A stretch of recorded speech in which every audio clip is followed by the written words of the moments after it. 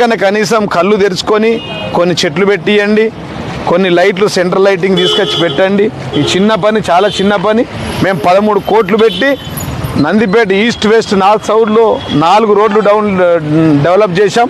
ఒకటి Nandipet bypass road land acquisition చేసి bypass road చేశాం. ఈ రోడ్ 10 కోట్లతో 10 కోట్ల విలువైన బైపాస్ రోడ్ చేశాం. నందిపేట మెయిన్ రోడ్డు ఇక్కడ నుంచి మన బస్ స్టాండ్ వరకు డబుల్ రోడ్డు డివైడర్ అక్కడ చూడండి, అక్కడ చూపియండి, విలేకరులు అక్కడ చూడాలి. ఈ నందిపేట టౌను 13 కోట్ల రూపాయలతో ఈ రోడ్డు, 10 కోట్ల రూపాయలతో సీసీ రోడ్లు వేసినాం.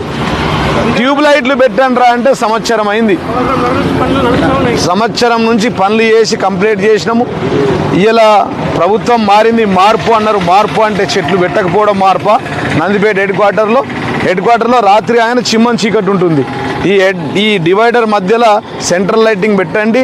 ఇక్కడ చెట్లను అభివృద్ధి చేయాల్సిందిగా నేను కాంగ్రెస్ బీజేపీ నాయకులకు విజ్ఞప్తి చేస్తూ ఉన్నా.